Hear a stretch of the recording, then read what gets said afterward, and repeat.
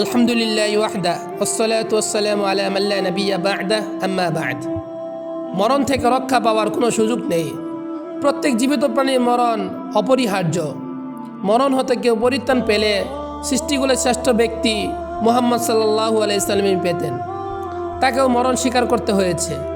মরণ আল্লাহর পক্ষ হতে সৃষ্টিগুলোর জন্য অবতারিত। আল্লাহ তাআলা বলেন, ইন্নাকা মাইয়িতুন ওয়া ইন্নাহুম মাইয়িতুন, নিশ্চয়ই আপনারও মরণ হবে এবং তাদেরও মরণ হবে। অত্র আয়াত দ্বারা প্রতীয়মান হয় যে সৃষ্টির সেরা এবং সকল নবীর মধ্যমণি হওয়া সত্ত্বেও রাসূলুল্লাহ সাল্লাল্লাহু আলাইহি সাল্লাম মরণের আওতা বহির্ভূত নন। অতএব কোনো মানুষ মরণের আওতার বাইরে যেতে পারে না।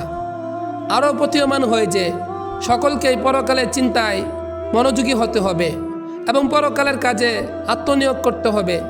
আল্লাহ তাআলা অন্যত্র বলেন, ওয়ামা জাআলনা লিবাশারিন মিন ক্বাবলিকাল খুলদ আফা ইন মিত্তা ফাহুমুল খালিদুন কুল্লু নাফসিন যায়িকাতুল মাউত ওয়া নাবলুকুম বিশ-শাররি ওয়াল খায়রি ফিতনাহ ওয়া ইলাইনা তুরজাউন। আপনার পূর্বেও আমি কোনো মানুষকে অনন্ত জীবন দান করিনি, সুতরাং আপনার মরণ হলে তারা কি জীবিত হবে? প্রত্যেককে মরণের স্বাদ আস্বাদন করতে হবে। আমি তোমাদেরকে মন্দ ভালো দ্বারা পরীক্ষা করে থাকি এবং আমার কাছেই তোমাদেরকে ফিরে আসতে হবে। আয়াত দ্বারা বোঝা যায় যে পূর্বাপর কোনো মানুষ চিরদিন থাকবে না। একদিন না একদিন তাকে মরণের বিশেষ কষ্ট অনুভব করতেই হবে। আর অসুখ বিসুখ, দুঃখ কষ্ট এবং শরীরের সুস্থতা ও নিরাপত্তা উভয়ই পরীক্ষার মাধ্যম। আল্লাহ তাআলা অন্যত্র বলেন, কুল্লু নাফসিন যায়িকাতুল মাউত ওয়া ইন্নামা তুওয়াফাউনা উজুরাকুম ইয়াওমাল কিয়ামাহ ফামান যুহজিহা আনিন নারি ওয়া উদখিলাল জান্নাহ ফাকাদ ফাজ ওয়া মাল হায়াতুদ দুনিয়া ইল্লা মাতাউল গুরুর।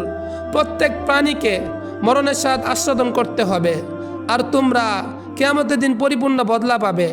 তারপর যাকে জাহান্নাম থেকে দূরে রাখা হবে এবং জান্নাতে প্রবেশ করানো হবে, সে সফলতা লাভ করবে। আর পার্থিব জীবন একমাত্র দুঃখের সামগ্রী। অত্র আয়াত দ্বারা প্রতীয়মান হয় যে কোনো প্রাণী মরণের হাত থেকে রেহাই পাবে না, অবশ্যই কর্মের ফল পাবে। আর পার্থিব জীবন একমাত্র দুঃখের সামগ্রী।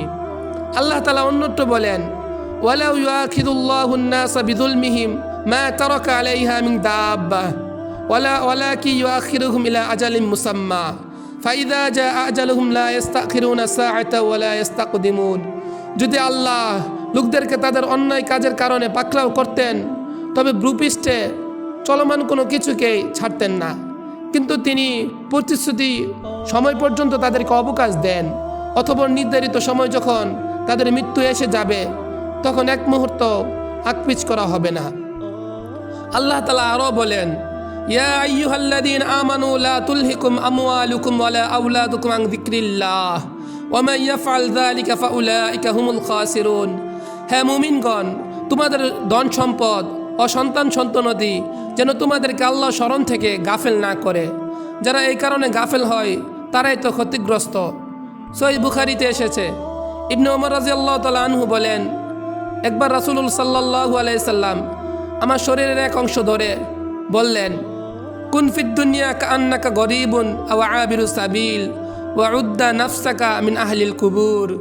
পৃথিবীতে অপরিচিত অথবা পথযাত্রীর ন্যায় জীবনযাপন করো আর প্রতিনিয়ত নিজেকে কবরবাসী মনে করো।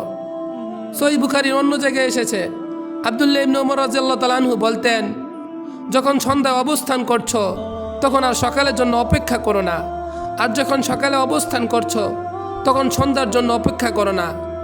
তোমরা সুস্থতার মধ্য হতে কিছু সময় অসুস্থতার জন্য রেখে দাও এবং তোমার জীবদ্দশায় মৃত্যুর পাথিও জোগাড় করে নাও। অত হাদিস দ্বয়ে বলা হয়েছে, 1. দুনিয়াতে অপরিচিত অবস্থায় থাকা ভালো। 2. পথিক যেমন গাছের ছায়ায় আরামের জন্য অল্প সময়ে বসে মানুষের জীবন তেমন। 3. প্রত্যেককে কবরের সদস্য মনে করা উচিত। 4. সকাল হলে সন্ধ্যা পর্যন্ত এবং সন্ধ্যা হলে সকাল পর্যন্ত বেঁচে থাকা আশা করা যায় না। আল্লাহ তাআলা আরও বলেন, ইয়া আইয়ুহাল্লাযীনা আমানু লা তুলহিকুম আমওয়ালুকুম ওয়ালা আওলাদুকুম আন যিকরিল্লাহ ওয়া মান ইয়াফআল যালিকা ফাউলাইকা হুমুল খাসিরুন। হে মুমিনগণ, তোমাদের ধন সম্পদ ও সন্তান সন্ততি যেন তোমাদেরকে আল্লাহর স্মরণ থেকে গাফেল না করে। যারা এই কারণে গাফেল হয় তারাই তো ক্ষতিগ্রস্ত। সহিহ বুখারীতে এসেছে, ইবনে ওমর রাদিয়াল্লাহু তাআলা আনহু বলেন, একবার রাসূল সাল্লাল্লাহু আলাইহি সাল্লাম আমার শরীরের এক অংশ ধরে বললেন, কুন ফিদ দুনিয়া কাআন্নাকা গরীবুন আও আবিরু সাবিলিন ওয়া উদ্দা নাফসাকা মিন আহলিল কুবুর। পৃথিবীতে অপরিচিত অথবা পথযাত্রী ন্যায় জীবনযাপন করো আর প্রতিনিয়ত নিজেকে কবরবাসী মনে করো।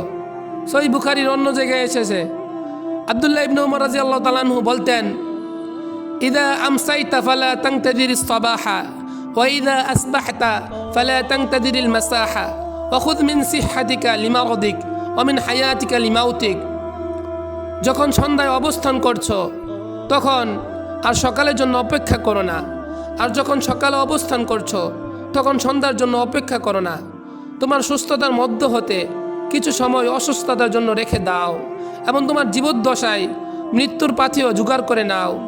অত্র হাদিস দ্বয়ে 4টা বিষয় বলা হয়েছে। 1, দুনিয়াতে অপরিচিত অবস্থায় থাকা ভালো। 2, পথিক যেমন গাছের ছায়ায় আরামের জন্য অল্প সময় বসে মানুষ